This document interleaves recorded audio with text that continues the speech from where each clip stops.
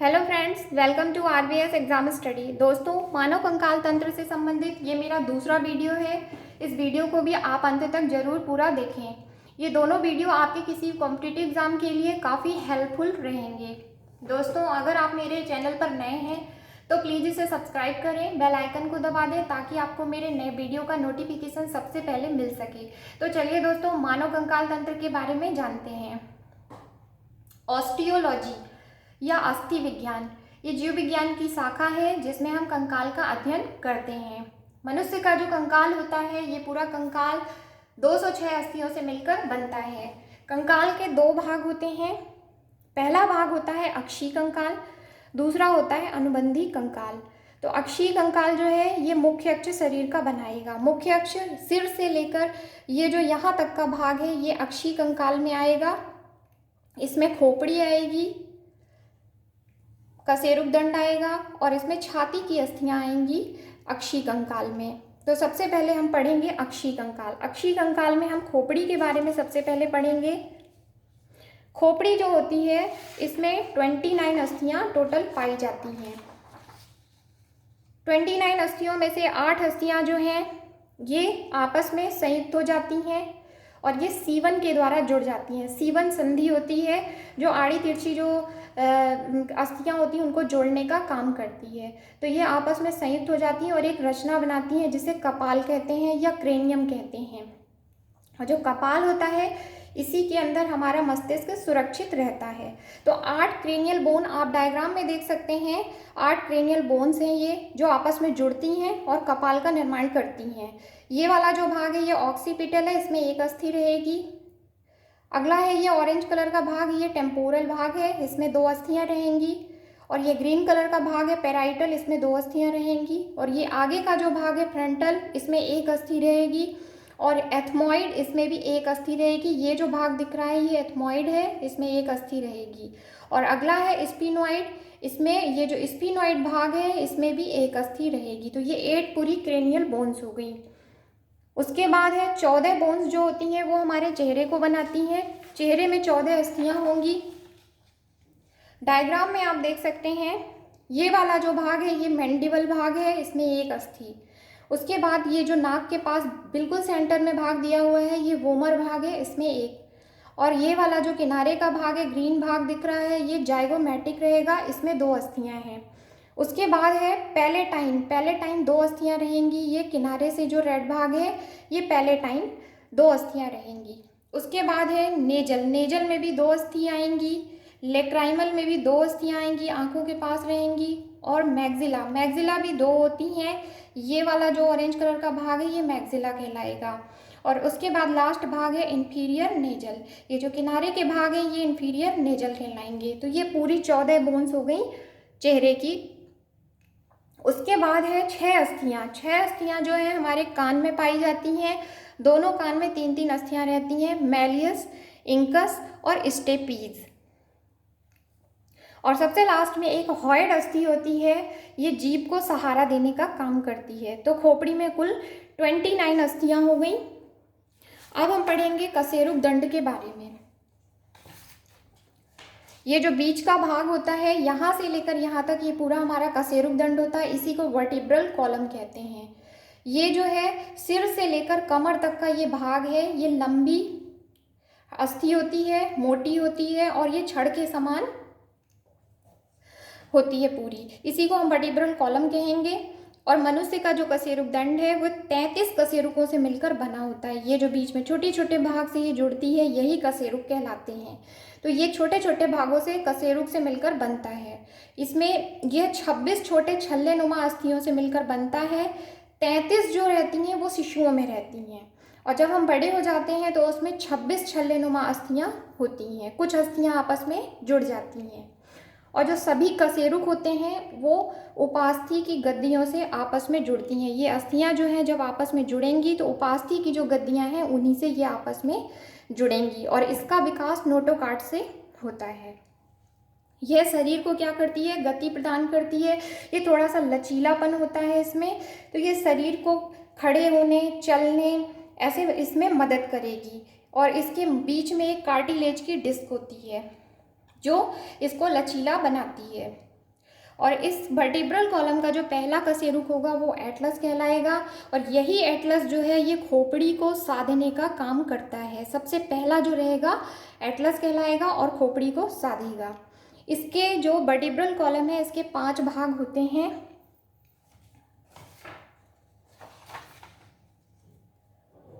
सबसे पहला भाग होता है इसका ग्रीवा भाग। जो ग्रीवा भाग होता है इसको सर्वाइकल रीजन कहते हैं। तो आप डायग्राम में देख सकते हैं ये है ग्रीवा भाग, इसमें 7 कशेरुक होते हैं और पहला ग्रीवा जो है वो एटलस कहलाएगा और दूसरा ग्रीवा जो है इसका वो एक्सिस कहलाएगा और बाकी जो रहेंगे ये सामान्य ग्रीवा कहलाएंगे। तो ये 7 ग्रीवा सर्वाइकल रीजन के रहेंगे। दूसरा भाग इसका रहेगा वक्ष भाग। वक्ष भाग थोरेसिक रीजन इसको कहेंगे। इसमें 12 वक्षीय कशेरुक होते हैं। यहाँ से यहाँ तक की जो ये 12 कशेरुक हैं ये थोरेसिक रीजन में आएंगी। इसके साथ में पसलियाँ आपस में जुड़ी रहती हैं। थर्ड भाग है इसका कटी भाग, इसी को लंबर भाग कहते हैं। ये इसमें 5 कटी कशेरुक होते हैं, ये 5 रहते हैं। उसके बाद अगला भाग है त्रिक भाग। त्रिक भाग जो है इसको सैक्रल रीजन कहेंगे। ये है अगला त्रिक भाग, ये सैक्रल रीजन कहलाएगा। इसमें 5 त्रिक कशेरुक होते हैं और ये आपस में एक साथ जुड़ते हैं। यह जो हमारी श्रोणी मेखला होती है उसके दोनों अर्ध भागों के बीच में ये स्थित होता है। श्रोणी मेखला के बारे में अभी मैं बताऊंगी आप लोगों को आगे। और उसके बाद है 5वां सबसे लास्ट भाग है इसका अनुत्रिक भाग या इसको कॉडल रीजन कहते हैं। ये जो सबसे लास्ट का भाग है कॉसिक्स लिखा हुआ है, ये सबसे लास्ट भाग है। इसमें 4 अनुत्रिक कशेरुक होते हैं और ये आपस में परस्पर आपस में ये जुड़ जाते हैं और एक त्रिकोणीय रचना बनाएंगे। इसी को हम कॉकिक्स कहेंगे। उसके बाद है उरोस्थी। उरोस्थी या इसी को हम स्टर्नम कहते हैं। तो पसली जो होती हैं, आप डायग्राम में देखिए, ये जो पसलियाँ होती हैं इनको जोड़ने के लिए एक अस्थि बीच में होती है जिसे हम स्टर्नम कहते हैं। ये वक्ष भाग के अधर तल पर पाई जाती है और ये क्या करती है, ऊपरी भाग को सहारा देती है, ये स्टर्नम भाग। और इसका निर्माण मैन्यूब्रियम, स्टेनेब्री या जिफॉइड जो कार्टिलेज होता है उससे होता है। और सबसे लास्ट भाग है इसका पसलियाँ। ये जो पसली हैं ये 12 जोड़ी, हमारे बॉडी में 12 जोड़ी पसलियाँ पाई जाती हैं। अब कंकाल तंत्र का दूसरा भाग है अनुबंधी कंकाल। अपेंडिकुलर स्केलेटन इसको कहेंगे। अपेंडिकुलर स्केलेटन जो है इसमें हाथ पैरों की अस्थियाँ आएंगी और मेखलाएं आएंगी। ये जो जिनसे ये जुड़े होते हैं वो मेखलाएं कहलाता है। तो मेखलाएं और हाथ पैरों की जो अस्थियाँ हैं ये आएंगी। ये जो अस्थियाँ होती हैं ये लंब अक्ष के बाहर की ओर स्थित होती हैं। मतलब ये जो लंबाई में हमारा ये अक्ष है इससे बाहर की ओर ये स्थित रहेंगी। तो सबसे पहले हम पढ़ेंगे मेखलाओं के बारे में। गर्डिल। मनुष्य में अग्रपाद पश्चपाद को अक्षीय कंकाल पर साधने के लिए 2 चाप पाए जाते हैं। ये कोने पर ये चाप पाए जाते हैं, इन्हें ही हम मेखलाएं कहते हैं। तो जो अग्रपाद हैं इनसे इनकी जो मेखला होती है उसको हम अंश मेखला कहेंगे और इसी से अग्रपाद की अस्थि ह्यूमरस जुड़ी होती है। ये जो ह्यूमरस अस्थि है ये अंश मेखला से जुड़ी रहती है। और उसके बाद है पश्चपाद। इसकी जो मेखला होती है, पश्चपाद की जो मेखला है उसको श्रोणी मेखला कहेंगे और इसी से पश्चपाद की अस्थि फीमर जुड़ती है। ये जो फीमर है ये यहाँ से जुड़ती है, ये भाग जो होगा वो श्रोणी मेखला कहलाएगा। ये अस्थियाँ गुहाओं में स्थित होती हैं, इसी गुहा को एसिटाबुलम कहते हैं। ये गुहाएं होती हैं यहाँ कोने पर, उसी से ये अस्थियाँ आपस में जुड़ती हैं जिसे हम एसिटाबुलम कहेंगे।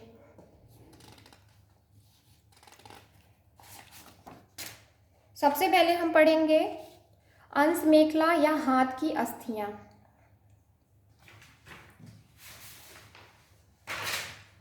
जो हाथ की अस्थियां हैं स्तनियों में अंश मेखला के 2 अर्धांश एक दूसरे से दूर पसलियों के पृष्ठतल पर स्थित होते हैं और प्रत्येक कंधे की जो अस्थि होती है यहाँ पर एक त्रिकोणीय चपटी रचना होती है, इसी से ये बनता है मिलकर, जिसे हम स्कैपुला कहते हैं। ये लिखा हुआ है स्कैपुला, ये स्कैपुला भाग है इसमें।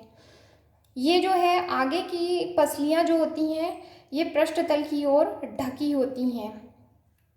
इसका जो आगे वाला मोटा भाग होता है, ये जो मोटा भाग है ये क्लेविकल से जुड़ा रहता है। ये क्लेविकल लिखा हुआ है, ये क्लेविकल अस्थि है, आड़ी हड्डी जो है ये क्लेविकल कहलाएगी और इसी से ये जुड़ती है। और इसमें एक गोल गड्ढा होता है जिसे हम ग्लिनोइड गुहा कहते हैं या ग्लिनोइड केविटी इसी को कहते हैं, और इसी से अंश मेखला हमारी जुड़ती है। यहीं पर अंश मेखला हाथ की अस्थियों को आपस में जोड़ने के लिए जगह प्रदान करती है। तो मनुष्य के हाथ की अस्थियों में ह्यूमरस होता है, रेडियस अल्ना होती है, कार्पल्स होते हैं, ये कार्पल्स हो गए छोटे छोटे, उसके बाद मेटाकार्पल्स होंगे, उसके बाद फैलेंजेस जो होंगी, ये उंगलियों की अस्थियों को फैलेंजेस कहते हैं। तो रेडियस अल्ना जो है ये आपस में जुड़ती नहीं है, ये एक दूसरे से स्वतंत्र रहती हैं। ये हो गया पूरा अंश मेखला और हाथ की अस्थियाँ। अब लास्ट भाग आता है श्रोणी मेखला या पैर की अस्थियाँ। ये भाग, इसे श्रोणी मेखला या पैर की अस्थियाँ कहेंगे। तो आप देख सकते हैं कि मनुष्य की जो श्रोणी मेखला होती है वो 3 प्रकार की अस्थियों से मिलकर बनती है। आप डायग्राम में देखिए 3 अस्थियां हैं, इस्चियम, इलियम और प्यूबिस। ये 3 अस्थियां हैं, इन्हीं से मिलकर ये श्रोणी मेखला तैयार होती है और इसी से पैर की अस्थियां जुड़ती हैं। वयस्क में ये तीनों अस्थियां आपस में जुड़ जाती हैं। इलियम, इस्चियम, प्यूबिस का जो संधि स्थल होता है जहाँ से ये जुड़ती हैं, वो जो स्थान होता है वो एसिटाबुलम कहलाता है। डायग्राम में देखिए ये एसिटाबुलम है, यहाँ से ये अस्थि जुड़ेगी श्रोणी मेखला में। ये एसिटाबुलम, ये भाग एसिटाबुलम कहलाएगा। यहीं पर जो फीमर अस्थि होती है उसका सिर यहीं से जुड़ता है। तो मनुष्य के पैर में ये फीमर अस्थि हो गई, टिबिया फेबुला हो गई, टार्सल्स हैं, मेटाटार्सल्स हैं, फैलेंजेस हैं। इतनी अस्थियां जो हैं ये पैर की अस्थियां हो गई। और जो टिबिया फेबुला होती हैं ये स्वतंत्र रहती हैं एक दूसरे से। फीमर तथा टिबिया फेबुला के संधि स्थान पर एक गोल अस्थि होती है, ये टिबिया फेबुला। इसके जो यहाँ पर ये गोल स्थान होता है, इसके ऊपर यहाँ पर संधि स्थान जहाँ से ये जुड़ती हैं, यहाँ पर एक गोल अस्थि होती है जिसे हम पटेला कहते हैं। ये लिखा हुआ है पटेला, देख सकते हैं आप डायग्राम में। तो ये अस्थि जो होगी ये पटेला कहलाएगी। इस जोड़ पर मनुष्य का पैर जो है एक ही ओर मुड़ सकता है। ये जो घुटने की अस्थि है इससे मनुष्य का पैर एक ही साइड में मुड़ेगा, चारों तरफ नहीं मुड़ेगा। और जो टार्सल्स होती हैं ये टार्सल्स कहलाएंगी। टार्सल्स बड़ी तथा एड़ी को बनाने का काम करती हैं। और ये मेटाटार्सल्स होती हैं, जो तलवे की अस्थियां होती हैं वो मेटाटार्सल्स, और जो उंगलियों की अस्थियां रहेंगी वो फैलेंजेस कहलाएंगी। तो दोस्तों ये थी मानव कंकाल तंत्र के बारे में पूरी जानकारी। तो दोस्तों अगर मेरा वीडियो आपको पसंद आए तो प्लीज़ इसे लाइक करें, शेयर करें, कमेंट करें।